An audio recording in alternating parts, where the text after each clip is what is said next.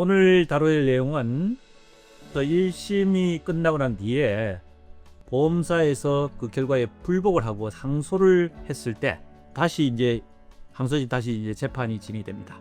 그럼 1심 판결에 대한 금액에 대한 부분을 다 지급을 하면 좋지만은 혹시나 일단 1심 결과에 대해서 항소심에서 결과가 조금 변동이 생겼을 때 판결금 다 지급을 하고 나서 예를 들어서 보험사에서 일부 승소를 하게 되면 다시 돈을 돌려받아야 되지 않겠습니까? 그래서 보통은 1심 판결 이후 보험사에서 항소를 하게 된 경우에는 1심 판결 원리금, 판결 원금과 이자에 대한 원리금에 대한 부분을 다 지급하지 않고 일부는 남겨놓고 항소를 진행한 경우가 많습니다.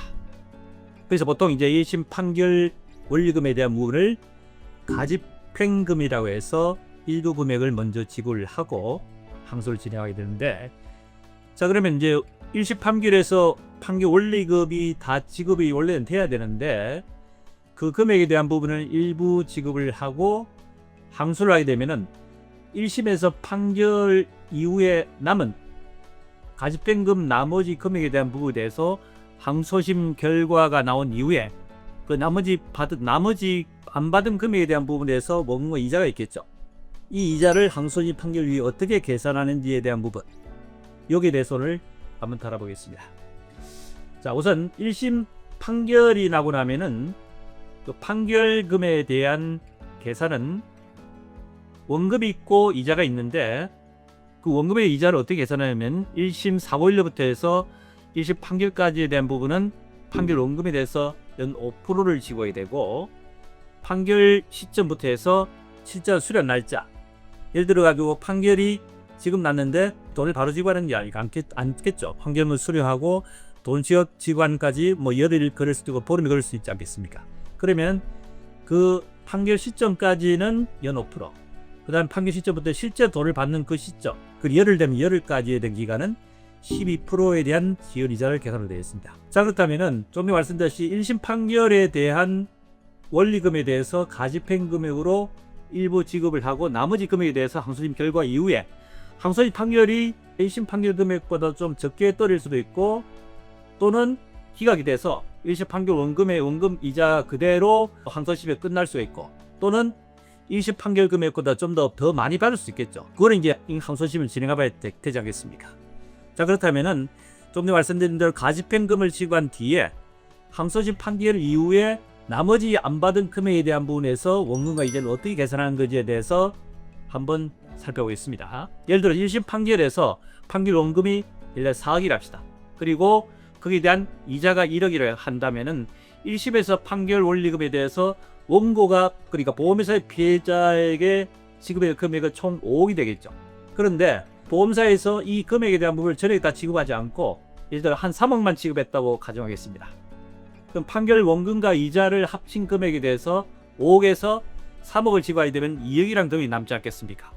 2억은 지급되지 않은 상태에서 소송이 진행해서 항소심 판결에 나겠죠. 이 판결에서 판결 금액이 4억이 나올 수도 있고, 또는 1심 판결 금액에 대해서 그대로 항소심에서 기각이 될 수도 있고, 또는 원고 측에서 더 많이 받아서 1심 판결보다도 1억을 더 받을 수도 있을 수 있지 않겠습니까? 자, 그렇게 했을 때 항소심 판결에 대해서 금액 어떻게 계산하느냐? 자, 이것은 소송 촉진에 관한 특례법이라는 게 있습니다. 어떤 이야기냐면요, 1심 판결에 대해서 원리금에 대해서 보험사에서 일부 금액을 먼저 지급한 경우에 있어서는 그 지급에 대한 금액을 어떻게 계산하느냐 하면은 1심 판결 금액과 이자가 있댔죠. 좀 전에 예를 들다시 원금이 4억이고 이자가 1억이 됐을 때 5억의 금액에서 예를 들어 보험회사에서 3억을 지급하게 되면은 2억이 남지 않겠습니까?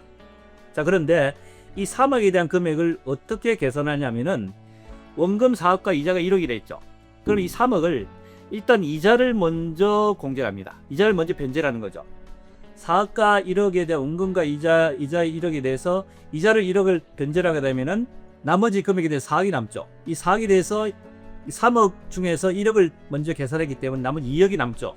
그러면 결과적으로 전체 금액에 대한 부분은 2억이 그러니까 이자를 먼저 변제를 하고 그 다음에 나머지 원금에 대한 부분을 2억을 변제하니까 2억이 되겠죠.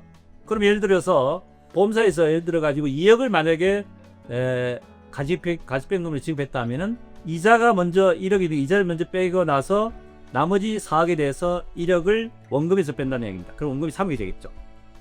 그러니까 1심 판결 원금리금에 대해서 가집행 금액을 계산했을 때 그 공제한 변제한 방식이 이자를 먼저 빼고 나머지 원금에 대한 부분을 가지고 계산난입니다. 그래서 판결 원금은 이자를 뺀 나머지 금액에 대한 판결 원금에서 그 금액에 대한 걸 변제한다는 얘기입니다. 자, 그렇다면은 그 변제한 시점부터 해서 예를 들어 가지고 1심 판결에 4억이고 그 이자가 1억이 됐죠. 5억에서 만약에 판결에서 예를 들어 가지고 1억이 만약에 걸받하게 됐다 했을 때 그 변제에 대한 계산 방식이 어떻게 하냐면은 가집행 금액을 지급한 시점부터 해서 이미 원금과 이자의 부분을 변제했기 때문에 그 시점부터 해서 최종적으로 항소심 판결까지에 대한 부분은 연 5%씩 계산하게 됩니다. 자, 그렇다면은 만약에 예를 들어서 2심 판결 원리금에 대해서 보험사에서 한 푼도 지급하지 않고 항소심을 진행하게 된 경우에는 어떻게 되느냐?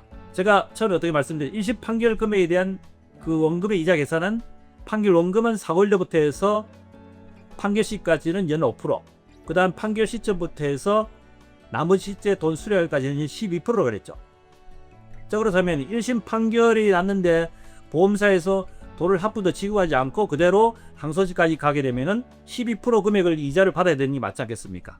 그런데 말씀드렸듯이 보험회사에서 가집행 금액으로 해서 일부 금액을 지급, 예를 3억을 지급했다면은 그 3억을 지급한 시점까지는 이미 원금과 이자에 대한 부분을 변제를 했기 때문에 가집행을 지급한 시점, 그 시점부터 해서 연 5%씩 해서 항소심 판결까지 금액이 계산된다는 얘기예요. 아시겠죠? 사후일로부터가 아니고 가집행 금액을 지급한 그 시점부터 해서 연 5%씩 계산된다는 얘기입니다. 그렇다면 예를 들어 만일에 보험사에서 한 푼도 지급하지 않은 경우에는 말씀드렸다시피 사고일로부터 해서 항소심 판결까지 12% 받을 수 있습니다. 그렇다면 나는 예를 들어 피의자 입장에서 난 한 푼도 안 받겠다라고 할 수 있겠죠. 왜냐하면 12% 받기 위해서. 그렇지만은 보험사 입장에서는 그렇게 하지는 않습니다. 만약에 그렇게 된 경우에는 변제 공탁을 하게 됩니다. 쉽게 하면은 1심 판결 금액에 대한 부분을 돈을 지급하겠다라고 공탁금을 걸어버리면은 공탁금 걸은 그 자체가 돈을 지급한 원금과 이자에 대한 지급한 것을 변제한 것을 보기 때문에 예를 들어 내가 피해자 측에 돈을 안 받겠다 해서 되는 게 아니고 보험사에서 변제 공탁을 하게 되면은 공탁을 건 시점, 그 시점부터 해서 항소심 판결까지 된 부분은 안 받은 금액에 대해서 연 5%를 그대로 계산해 지급한다는 얘기입니다. 아시겠죠? 처음에 말씀드린 원금과 이자에 대해서 이자를 먼저 변제하고 나머지 원금에 공제하는 것을 변제 충당이라고 합니다. 그 다음에 예를 들어 보험사에서 예를 들어서 일정 금액에 대한 부분을 변제 공탁을 하고 그 다음에 공탁된 금액에 대한 부분에서 그 변제 시점부터 해가지고 항소심 판결까지에 대한 부분을 해서 그대로 연 5% 지급하는 것을 변제 공탁이라고 하거든요. 그래서 보험사 입장에서는 어떤 식으로든 연 5%에 대한 부분에 대해서 어느 정도 손해를 줄이기 위해서 일정 금액을 먼저 항소 판결에서 지급하고 항소를 진행한 경우 또는 그렇지 않은 경우에는 예를 들어 변제 공탁을 통해서 진행할 수도 있다는 얘기입니다. 아시겠죠? 자, 이번 시간에는 1심 판결에 대해서 가집행을 했을 때 항소심 결과 이후에 받는 금액에 대한 부분에서 원금과 이자를 어떻게 계산하는지에 대해서 변제 충당과 변제 공탁에 대해서 한번 살펴봤습니다. 도움이 됐으면 구독, 좋아요, 알림 설정 부탁드립니다.